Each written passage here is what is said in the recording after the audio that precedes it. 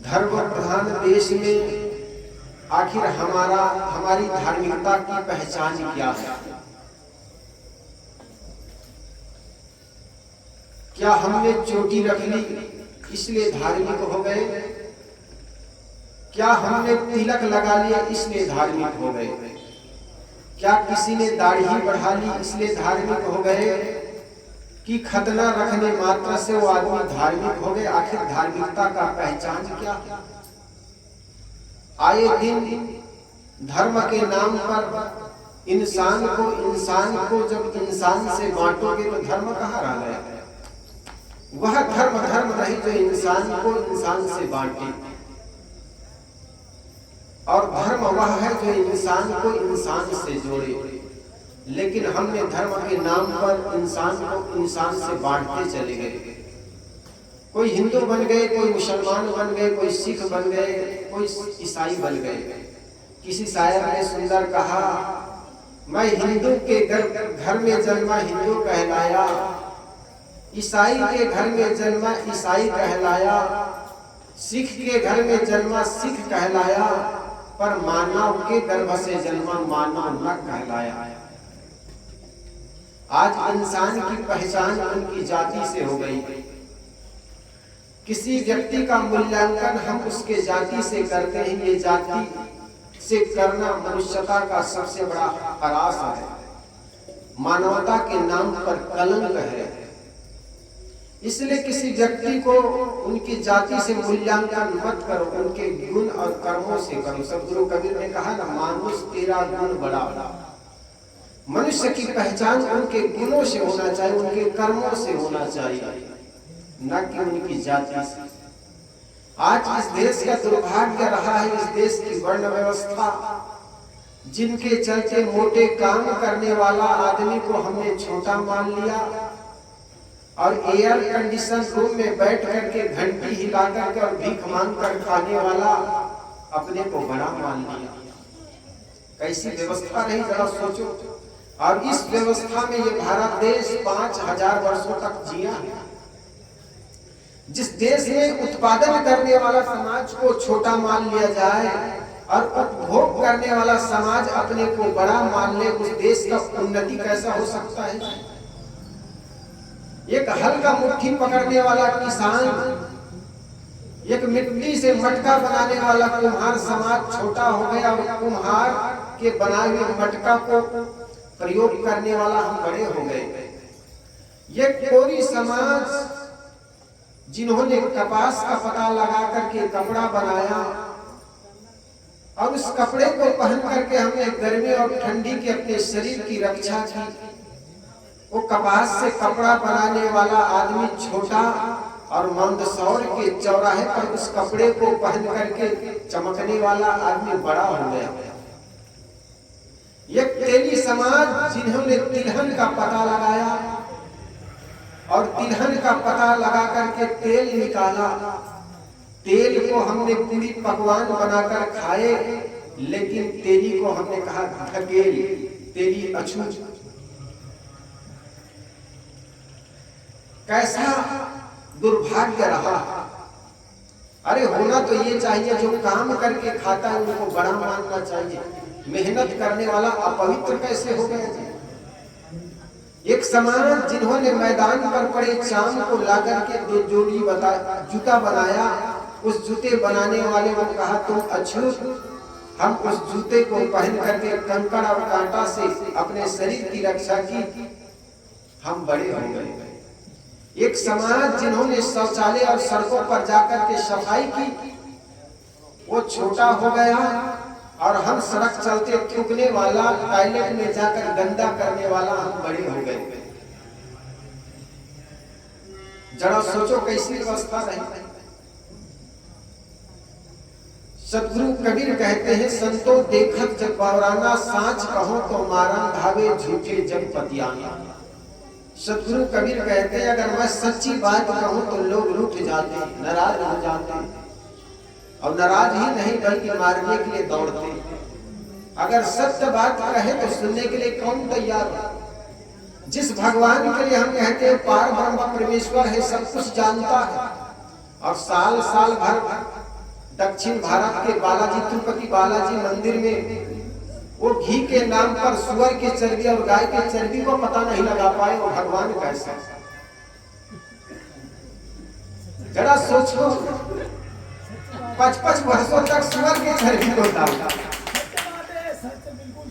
वो तथाकथित पंडित धीरेन्द्र शास्त्री जो कहते हैं भविष्य की बात हम जान जाते हैं, वो चर्बी चढ़ रहा है 5 वर्षों तक, उसको बता नहीं पाए और आप चले जाते हो हाथ दिखाने के लिए। ये पंडित लोग जितना समाज को गुमराह किया ना उतना किसी ने नहीं किया। ये लोग कहते हैं आपके पास क्या है, इस देश में क्या होने वाला है, ये सब जान जाते हैं, लेकिन अपने ही भगवान को ये गाय का चर्बी खिला के रह गए 5 वर्ष, उसको नहीं जान पाए। और घी का चर्बी और गाय का शुद्ध घी को पता लगाने के लिए भी विज्ञान का सहारा लेना पड़ा। जरा सोचिए, हम कहते हैं बड़े धार्मिक हैं, आखिर धार्मिकता का पहचान क्या है? केवल हम पंडित के घर में जन्म ले ली इसलिए पंडित हो गए, ब्राह्मण हो गए, और एक आदमी चमकार के घर में पैदा हो गया इसी मात्र से वो अछूत हो गए। कैसी हमारी गणित रही। और इसी व्यवस्था के चलते ये देश हजारों वर्षों तक जिया है। एक संत व्यास गद्दी पर बैठ करके प्रवचन दे रहे थे, उधर से एक जाति मार का व्यक्ति आया, उनके मगज में जातिवाद भरा हुआ था। उनके विचार ऐसा था कि व्यास गद्दी पर केवल पंडित का लड़का बैठ सकता। तो वो आया, उन्होंने उस व्यास गद्दी पर बैठे हुए संत से पूछा कौन जाति के हो, क्योंकि इस गद्दी पर बैठने वाला केवल ब्राह्मण होते हैं, तो आप कौन जाति के हो?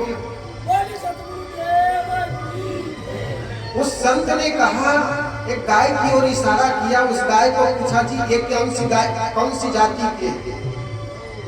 उस पंडित ने कहा ये तो गाय की जाति के जी, तुमको दिखाई नहीं पड़ती। तब उस संत ने कुत्ता की ओर इशारा किया, कुत्ता को इशारा करके कहा ये कौन जाति की है? तब उस पंडित ने कहा ये तो कुत्ते की जाति की जी, क्या आपको दिखाई नहीं पड़ती? तब संत ने कहा यार तुमको मुझे देखकर मोतिया भी हो गई क्या? मैं कैसा दिखता हूँ जी, गधा जैसे या घोड़ा जैसा? मैं आदमी जैसा नहीं दिखता हूँ क्या? हम आदमी को देख करके आदमी की जाति पूछते हैं, ये देश का सबसे बड़ा दुर्भाग्य रहा। किसी भी व्यक्ति को देखो उनकी जाति मत पूछो, उनके गुण कर्मों को देखो, और आदमी गुण कर्मों से महान होता। इसलिए साहिब कहते हैं किसी भी व्यक्ति का मूल्यांकन उनके गुण कर्म होना चाहिए, ना कि उनके जातिवाद। हम रोज गंगा जल और गंगा क्रिया खाने वाला गंगा के तट पर बैठा हुआ पंडित रोज झूठ बोलता है। जरा सोचो, आखिर धार्मिक कौन है? जो गंगा जल पी करके झूठ बोलने वाला पंडित, या शराब पी करके सच बोलने वाला आदमी धार्मिक ज्यादा? पश्चात देश में हमारे एक अच्छे मित्र रहते हैं, वो कभी कभी घूमने जाता है विदेश में, रहता तो यही है। एक बार बता रहे थे, साहब क्या बताएं, हम विदेश की यात्रा कर रहे थे, करते करते हमारा एक बार संध्या हो गई, रात्रि हो गई, तो हमने विश्राम करने के लिए होटल में गए। होटल में गए तो उनके सामने पार्किंग था, गाड़ी को हमने पार्किंग में खड़े कर दिए, और गाड़ी को पार्किंग करने के बाद अंदर होटल में जाकर विश्राम करने लगे। हमें सुबह कहीं जाना था, तो निकल करके देखे पार्किंग में हमारी गाड़ी को किसी ने एक्सीडेंट कर दिया था। हम देख ही रहे थे कि गाड़ी में क्या क्या नुकसान हुआ है, क्या क्या हानियां हुई है, क्या क्या टूटा है। उतने में एक सीट पर पुर्जा रखा हुआ था, तो सीट पर पुर्जा रखा हुआ था, उस सीट के पुर्जा को उठा करके पढ़ने लगा तो देखा था एक व्यक्ति ने लिखा था कि जी मैं रात में शराब की हालत में, शराब के नशे में आ रहा था, लेकिन नशा इतना था कि मैं ब्रेक मारा, गाड़ी ब्रेक रुकी नहीं, और आपकी गाड़ी में जाकर के टकरा गई, और आपकी गाड़ी में टकरा गई तो आपकी गाड़ी डैमेज हो गई, खराब हो गई, ये गाड़ी को ले जाकर के किसी गैरेज में दिखा दीजिए, जो भी नुकसान है उसको मैं पे कर दूंगा। वो संत कहता है मेरे को विश्वास नहीं हुआ कि एक आदमी एक्सीडेंट करके घर चला जाए और अपने मोबाइल नंबर लिख के छोड़ जाए कि आपकी गाड़ी एक्सीडेंट मैं कर दिया हूँ और जो भी टूटा फूटा है उसका पे मैं कर दूंगा, ये नंबर से बात कीजिए। वो देख ही रहे थे, उतने में एक आदमी आ गया और कहने लगा भाई साहब आपने काफी देर कर दी, मुझे अमुक जगह जाना है, आप इस गाड़ी को गैरेज में डाल दीजिए और जो भी नुकसान है उसका मैं पे कर देता हूँ। वो संत कहता है मैं तो देखते रह गया, एक आदमी जो शराब पीकर बोलता है सच, वो छुपाता नहीं अपनी गलती को, और एक गंगा तट पर गंगा क्रिया और गंगा जल पीने वाला व्यक्ति झूठ बोलता। आखिर धार्मिक कौन है? गंगा जल पीकर के झूठ बोलने वाला कि शराब पीकर के सच बोलने वाला व्यक्ति? जनेऊ कहकर चोटी रखने कर झूठ बोलने वाला व्यक्ति कि बेगर जनेऊ बेगर चोटी रखने जीवन के साथ सत्य बोलने वाला व्यक्ति धार्मिक कौन है? आपके जहन में पैदा होगा वही आदमी धार्मिक है जो सतपथ पर चलता है और सत्य बात करता। लेकिन हमने धार्मिकता का पहचान रख लिया कि एक आदमी चोटी रखता है वो बड़ा धार्मिक आदमी, तिलक लगाने वाला आदमी धार्मिक, जनेऊ पहनने वाला आदमी धार्मिक, मंदिर में जाकर कंकोरी और घंटी बजाने वाला आदमी धार्मिक। एक आदमी खेतों में दिन भर काम करता है, उसमें हमें धार्मिकता नजर नहीं आती। ईमानदारी पूर्वक सड़कों पर साफ करने वाला आदमी, दुकान में बैठ करके ईमानदारी पूर्वक ग्राहकों को भगवान के रूप में देखने वाला आदमी को हम धार्मिक नहीं मानते। ये घर में बहू है अपने सास ससुर में जिनको भगवान का रूप देखती है, वो देवी को हम धार्मिक नहीं मानते। नवरात्रि में उपवास रख करके सास बहू को रोज गालियां देने वाले वो आदमी धार्मिक हो जाता है। हमारी धार्मिकता का पहचान होना चाहिए आदमी के स्वभाव को देखकर। इसलिए सदगुरु कबीर कहते सांच कहो तो मारन धावे झूठे जग बतियाना। हमारा यह देश धार्मिक प्रधान देश कहलाता है, फिर भी ये देश गरीबी में जीता। आज इस देश में भूखमरी है, बेरोजगारी है, आए दिन बेरोजगार हड़ताल में बैठे रहते हैं। इस देश में गरीबी है, भूखमरी। तथा कथित पंडितों से कहो कि इस देश में गरीबी क्यों है, तो पंडित कहते हैं ये देश के लोग जवान युवती युवक न तो भगवान को मानते हैं न तो वेद को मानते हैं। और मैं कहता हूं जिस देश के लोग विज्ञान की आंखें लेकर के पैदा हो रहे हैं वो अंधविश्वास से भरे हुए तुम्हारे ये धर्म को कैसे स्वीकार करेंगे? जो बच्चे विचारवान पैदा हो रहे हैं, जिनके अंदर विचार की आंखें हो, तुम्हारे अंधविश्वास से भरे हुए धर्म को स्वीकार कैसे करेंगे? जिसके अंदर में विचार होगा, जिसके अंदर जो व्यक्ति विचारवान होगा वो हर बात को तौलेगा, तरासेगा, तब उनको स्वीकार करेगा। हमारे देश का दुर्भाग्य रहा है जो आदमी धर्म के नाम पर विचार करेगा, ईश्वर और परमात्मा के नाम पर विचार करेगा, वो नास्तिक हो जाएगा, नरक में जाएगा। आदमी ने विचार करना छोड़ दिया और विचार करना छोड़ दिया, इसलिए इस देश में अंधविश्वास पैदा हुआ। हमारे देश में धर्म के नाम पर अंधविश्वास पैदा हुआ और पश्चात देश में धर्म विज्ञान के नाम पर ज्ञान पैदा हुआ। हम रोज लक्ष्मी और कुबेर की पूजा करने वाला ये देश गरीब हो गए। कारण क्या? हमने सोच लिया अजगर करे न चाकरी, पक्षी करे न काम, दास मल्लुका कह गए सबका दाता राम। हमने यही सोच लिया भगवान पैसा देगा, भगवान धन देंगे, माँ लक्ष्मी पैसा बरसाएंगे, और वर्ष में एक बार लक्ष्मी की पूजा करते हैं। व्यापारी और लोग सोचते हैं लक्ष्मी की पूजा नहीं करेंगे तो हमारे घर में धन घट जाएगा। लेकिन हजारों वर्षों से लक्ष्मी और कुबेर की पूजा करने वाला ये देश आज भी गरीबी में जी रहा है।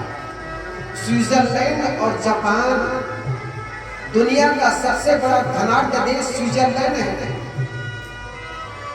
वह उस देश में कुबेर का खजाना गड़ा हुआ है, उस देश में लक्ष्मी का खजाना गड़ा हुआ है। वो देश के लोग कोई लक्ष्मी की पूजा नहीं किया, उस देश के लोगों ने कभी कोई कुबेर की पूजा नहीं की, लेकिन फिर भी वहां पर कुबेर का खजाना गड़ा हुआ। कारण क्या?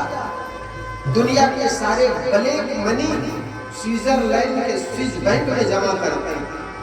वो इतना धनाढ्य देश, वहां पर सैनिक के नाम पर सरकार 1 रुपया भी खर्च नहीं करती है। हर आदमी अपने आप में मजबूत है, सैनिक बने हुए। हमारे देश में करोड़ों रुपए सैनिक के नाम पर खर्च करते हैं, फिर भी ये देश में आए दिन घुसपैठी घुस जाते हैं, कहीं बम गिरा दिए जाते हैं। क्योंकि हम भगवान भरोसे बैठे हुए। कुछ आदमी को कहो कि कहो भाई कैसे हो, तब कहते हैं साहब भगवान सब ठीक है।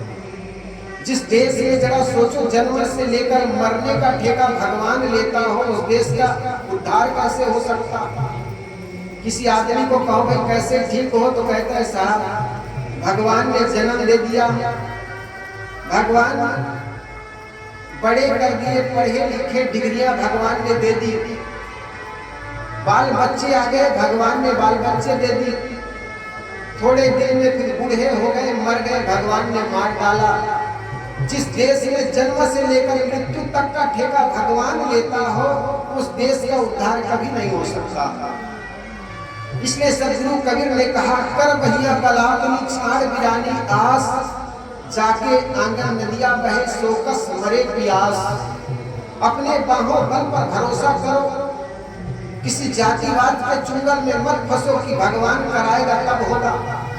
2 लड़के थे, दोनों लड़के घोड़े पर बैठ करके शिकार करने के लिए गए जा रहे थे। जाते जाते रास्ते भटक गए, दोनों को प्यास लगी। पास में देखा कुआं है, बाल्टी रखी हुई है। जल्दीबाजी में एक लड़का घोड़ा से उतरा, बाल्टी और रस्सी लेकर के जैसे ही पानी निकालने के लिए कुआं में बाल्टी डाला, तो ख्याल आया यार मैं तो राजा का लड़का हूं। आवाज आ रही है आप लोग? आ रही? उधर की आवाज ज्यादा हो रही। तो उस लड़का को ख्याल आया कि मैं राजा का लड़का हूं, तो पानी कैसे निकालूंगा? आदमी को अहंकार होता है, काम करे तो छोटा करे, मैं क्यों करूं बड़ा बड़ा। उन्होंने रस्सी निकाली, बाल्टी निकाल लिया वापस, और मित्र से कहा मित्र पानी निकालो और पियो और पिलाओ। मित्र ने कहा तुम निकालते क्यों नहीं, तुम भी तो हट्टे कट्टे हो। उन्होंने कहा मित्र जानते नहीं मैं राजा का लड़का हूं, शहजादा हूं, आप पानी निकालो और निकाल करके पिलाओ। उस लड़का ने कहा तुम शहजादा हो तो मैं भी कम थोड़े हूं, मैं हूं वजीर ज्यादा। और वजीर कहते हैं मंत्री को। राजा तो शराब कबाब में पड़ा रहता, जो भी काम करता मंत्री करता था, और मंत्री हर काम को संभालता था। तो आप शहजादा है तो मैं भी वजीर ज्यादा हूँ, मंत्री का लड़का, मैं भी आपसे कम नहीं, मैं भी पानी नहीं निकाल सकता हूँ।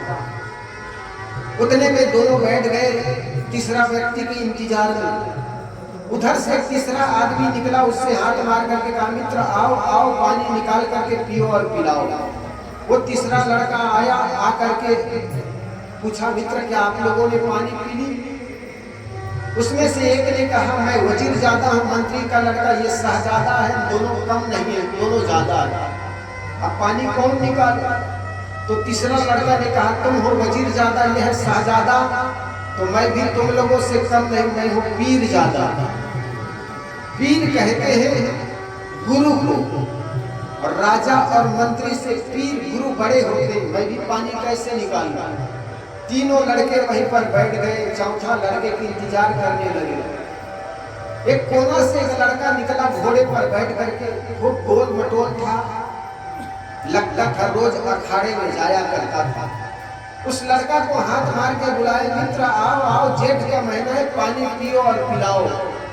वो लड़का आया, आकर के कहा मित्र क्या तुम लोगों ने पानी पी लिया? उसमें से एक लड़का ने कहा मैं हूँ वजीर ज्यादा, यह शहजादा, यह है पीर ज्यादा, हम तीनों ज्यादा है, कोई कम नहीं, पानी कौन निकाले? तो जो लड़का आया था गोल मटोल, उन्होंने कहा यार सच में कहते तुम ज्यादा हो, तुम तीनों ज्यादा हो, तुम हो पीर ज्यादा, ये है वजीर ज्यादा, ये शहजादा। तो उन्होंने अपने पैर के जूते निकाले और जूते निकाल के कहा मूर्खों, तू है पीर ज्यादा, ये वजीर ज्यादा, ये शहजादा, तो मैं भी तुम लोगों से कम नहीं, मैं हूं हराम ज्यादा। और तीनों के सिर पर एक एक जूते मार करके कहा मूर्खों, पानी निकालो, निकाल करके पियो, अन्यथा प्यासे मरो। जब तक भाग्य और भगवानवाद के भरोसे रहोगे, पानी आपके मुख में आ नहीं जाएगा, मेहनत करना पड़ेगा। और जो देश मेहनत किया वो देश आगे बढ़ा है। स्विट्जरलैंड और जापान के देश के लोग, वहाँ बच्चे बच्चे खड़ी का निर्माण करता है। हमारे यहाँ तो बच्चे की जब तक शादी ना कर दो तब तक अपने पैर में खड़ा नहीं होता। वो देश के बच्चे बच्चे अपने कदमों में खड़े होकर के अपना पढ़ाई का भार खर्च उठा लेता। और यही कारण है कि वो देश आगे बढ़ गया धन के नाम पर। हम अपने को धार्मिक कहते कहते केवल जाति नामवाद के नाम पर बांटते चले गए। तो सदगुरु कबीर कहते हैं, सांच कहो तो मारन धावे झूठे जग पतियाना। अगर सत्य बात कहूं कि ईश्वर कहीं बाहर नहीं, परमात्मा कहीं बाहर नहीं, बल्कि तेरे घट में है, तेरे घट में है, वो सूझत नहीं। गोस्वामी तुलसीदास जी महाराज ने कहा, घट में है सूझे नहीं, लानत ऐसे जिंद तुलसी ऐसे, तुलसी यह संसार को भया मोतिया बिन, घट में है सूझे नहीं, लानत ऐसे जिंद। जोगी पड़े वियोग कहे घर दूर है, पास ही बसत हजूर, तू कस चढ़त खजूर है। समस्या कहीं और है, समाधान कहीं और खोज रहे हैं। अपने घट में, अपने हृदय में न झांकने के बजाय हम बाहर बाहर देखते चले गए। समस्या हमारे घर में है, लेकिन घूर में पानी डालते चले जा रहे हैं। हृदय में आग लगी हुई है, लेकिन शिवलिंगी में पानी डालते चले जा रहे हैं। सोच रहे हैं आग जब हृदय में लगी है तो शिवलिंगी में पानी डालने से क्या होगा जी? समस्या जहां है वहां तो काम करो। एक बार की बात, ये विद्यालय में एक इंस्पेक्टर आया ये जानने के लिए कि विद्यालय में कितनी पढ़ाई होती है। तो इंस्पेक्टर भी कुछ पियक्कर स्वभाव के था, पी करके आया। जब पी करके आया तो कुछ मास्टरों ने देखा इंस्पेक्टर कुछ लड़खड़ा रहे हैं, तो दो लड़के को भेजा, जाओ जी इंस्पेक्टर को ले आओ। इंस्पेक्टर को लाए, 10:30 का टाइम था, सारे बच्चे प्रार्थना कर रहे थे। प्रार्थना करके खड़े हुए थे। इंस्पेक्टर आया, खड़े होकर के उन लोगों से प्रश्न कर लिया, मेरे बच्चों, मैं आप सबसे एक प्रश्न करना चाहता हूँ। मास्टरों ने कहा, सर यहाँ पर कक्षा 8 से लेकर कक्षा 1 के सारे बच्चे खड़े हैं, अपने अपने क्लास में जाने दीजिए, फिर पूछिएगा। इंस्पेक्टर ने कहा, ऐसी कोई बात नहीं, मैं इन्हीं सारे बच्चों के बीच एक प्रश्न कर देता हूँ, और कोई भी लड़का खड़ा होकर बता दे तो मैं जान जाऊंगा इस विद्यालय के सारे बच्चे होशियार हैं। मास्टरों ने कहा, कोई बात नहीं सर, करिए। तो इंस्पेक्टर ने कहा, एक रेलगाड़ी 120 किलोमीटर प्रति घंटा के रफ्तार से चलती है दिल्ली और बंबई के बीच, तो बताओ मेरी उम्र क्या है? कोई है यहाँ पर डॉक्टर मास्टर बता सकता है? जरा ध्यान दीजिए मेरी बातों पर। इंस्पेक्टर ने कहा, एक रेलगाड़ी 120 किलोमीटर प्रति घंटा के रफ्तार से चलती है, तो बताओ मेरी उम्र क्या है? मास्टर भी अपने कपार खुजलाने लगे, सिर खुजलाने लगे। सोचे यार, जिस प्रश्नों का उत्तर हम नहीं दे सकते, वो प्रश्नों का उत्तर हमारे बच्चे कैसे देंगे? और मास्टर लोग तो हैरान तब ज्यादा हुए जब पीछे का एक गड़रिया का लड़का था, उसने हाथ हिलाया, सर मैं बताऊं। तो मास्टर बड़े हैरान हुए कि हम जिस प्रश्नों का उत्तर नहीं दे सकते, उनके उत्तर ये लड़का कैसे दे देगा? जीवन भर तो पेड़ चढ़ाया है बदमाश। हम कभी क्लास में प्रश्न करते थे, कभी बताते नहीं थे। आज जब ये इंस्पेक्टर अटर पटर प्रश्न कर दिया, आज हिला रहा है हाथ, पता नहीं ये कैसा उत्तर, क्या उत्तर दे दे, हमारा सारा रिजल्ट ही खराब हो कर देगा ये। तो इंस्पेक्टर ने देखा एक लड़का हाथ हिला रहा है, उन्होंने कहा बेटा बता। उन्होंने खड़ा होकर के कहा सर आपकी उम्र 42 वर्ष होनी चाहिए। जैसे 42 वर्ष कहा तो मास्टर कुछ कलम निकाला, कागज निकाला और जोड़ घटाना की तो बिल्कुल उनकी उम्र 42 वर्ष हो रही थी, न तो एक दिन कम न तो एक दिन ज्यादा। अब तो मास्टर इंस्पेक्टर के भी दिमाग चकराने लगे कि लड़का ने कैसा निकाल दिया, कौन से मेथड का प्रयोग किया। मास्टर ने पूछा अच्छा बेटा ये बता कौन से मेथड, कौन से फार्मूला का प्रयोग किया, कौन से विधि का प्रयोग किया जो कि मेरी उम्र बिल्कुल 42 वर्ष से निकाल दी। लड़का ने कहा सर माफ करे तो बताओ। इंस्पेक्टर ने कहा बेटा माफी, इतने बड़े विद्यालय में तुम्हें अकेला खड़ा होकर उत्तर दे दिया मेरे प्रश्नों का, तुम्हारा माफी है वो कौन से फार्मूला का प्रयोग किया। उन्होंने कहा सर मेरे बड़े भाई हाफ पागल है। इंस्पेक्टर ने कहा ये हाफ पागल है होंगे तो कौन से मेथड प्रयोग किया, कौन से मेथड है जी, कौन से विधि है ये, कह सरकार सुन तो लीजिए। तो इंस्पेक्टर ने कहा बता। उन्होंने कहा सर मेरे बड़े भाई हाफ पागल है, वो 21 वर्ष के हैं, आप पूरे पागल हैं, इसलिए 21 दूने 42 आपकी उम्र होनी चाहिए। प्रश्न कहीं और समाधान कहीं और खोज रहे हैं। दिल्ली और बंबई के बीच जो ट्रेन चल रही है उसकी उम्र मास्टर का कैसे निकाल लोगे। इसी प्रकार आपके हृदय तल पर आपके गृह में अशांति है, वो कहीं बाहर जाकर पानी डालने से क्या हो जाएगा। इसलिए अगर घर में अशांति है तो आप अपने मनोविकार को निकालिए। मन में जब जब विकार होगा, द्वंद्व होगा, तब तक घर में आप अशांत रहेंगे। जिस घर में माता पिता के साथ आप रहते उनमें भगवान का स्वरूप दिखिए, और जिस व्यक्ति में घर में रहे माँ बाप में भगवान का दर्शन नहीं होता, वो हजारों तीर्थ कर आइए आपको कहीं पर भगवान का दर्शन नहीं हो सकता।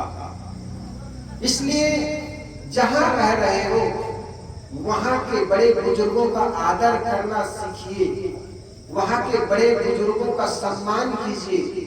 तो निश्चित जानिए जिस घर में बड़े बुजुर्गों का आदर होगा, सम्मान होगा ना, वही घर स्वर्ग होगा।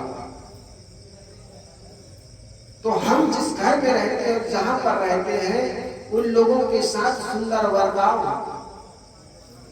मैं नहीं कहता उनकी पूजा करो, लेकिन उनकी आवश्यकताओं को भी तो देखो। जिस घर में माँ बाप हवा दवा के लिए तरस रहा हो, वो आदमी जाकर के मंदिर में पूजा करते रहे, भले वो पंडित और पुजारी कहलाए, लेकिन उसको नरक में जाने के लिए कोई रोक नहीं सकता। इसलिए जहां रह रहे हो वहां के बड़े बुजुर्गों का आदर हो, सम्मान हो, और जिस घर में आदर हो, सम्मान हो, वही घर धार्मिक कहलाता। तो हजारों वर्षों से हम लक्ष्मी और कुबेर का पूजा करने वाला ये देश आज भी गरीबी में जी रहा है। कारण क्या है? क्योंकि हमने सोच लिया कि लक्ष्मी और कुबेर की पूजा करेंगे हमारे घर में धन बरसेगा। तो जापान के लोग कौन से लक्ष्मी और कौन से कुबेर की पूजा की, जरा सोचे। वहां कभी कोई लक्ष्मी की पूजा नहीं हुई, कभी कुबेर की पूजा नहीं हुई। उस देश के लोगों ने श्रम किया, मेहनत किया, और उस देश की धरती में धन का खजाना गड़ा हुआ। मोदी साहब को धन की जब आवश्यकता पड़ी, गुजरात में बुलेट ट्रेन चलाने की बारी आई, तो जापान के पास जाकर के लोन लेना पड़ा। किसी लक्ष्मी के पास जाकर नहीं कहा, हे लक्ष्मी मेरे को धन दे दिए, बुलेट ट्रेन चलानी है। जब हमें युद्ध की बारी आई, लड़ने की बारी आई लड़ाकू विमान के लिए, तो विदेश में जाकर के हमने डील किया, खरीदा। हमने किसी शक्ति के देवी दुर्गा के पास नहीं गए तो कोई हथियार दे दीजिए, हम दुश्मन से लड़ रहे। वो जाकर के विदेश में जाकर के विदेश के पास से लड़ाकू विमान खरीदे। हम विज्ञान के क्षेत्र में पिछड़ क्यों गए? क्योंकि हमने सदियों से यही कहते चले गए, अजगर करे न चाकरी, पक्षी करे न काम, दास मल्लुका कह गए सबका दाता राम। जिस भगवान ने चोच दिया है वो दाना भी देगा। हम खाली बैठ गए और भगवान और भाग्य के भरोसे बैठने के चलते ये देश का सबसे बड़ी हानि हुई है। देश गरीबी में जी रहा।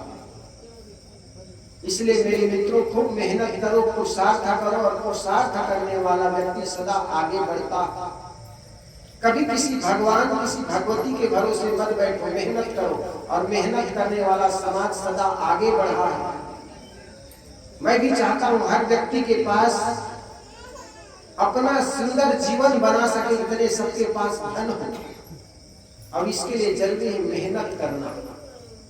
सदगुरु कबीर ने कहा, कर भैया बल आपनी छाड़ गिरानी आस, जाके आंगन नदिया बहे सोकस मरे प्यास। साहब कहते जिसके आंगन में नदियां बहती हो वो आदमी प्यासा कैसे मर सकता है। लेकिन हो यही रहा। आज आदमी श्रमशील नहीं है, काम नहीं करना चाहता, आलसी और निकम्मे बने बैठा है भगवान के भरोसे। इसलिए किसी भगवान के भरोसे मत बैठो, मेहनत करो, और मेहनत करने वाला आदमी आगे बढ़ता है। सदगुरु कबीर की बहुत सी बातें हैं। आपके क्षेत्र में काफी संत लोग आते जाते रहते हैं। सदगुरु कबीर के विचारों का वर्षा बराबर होती रहती है। मैं भी आप लोगों के समक्ष सदगुरु कबीर के कुछ विचारों को रखने का प्रयास किया।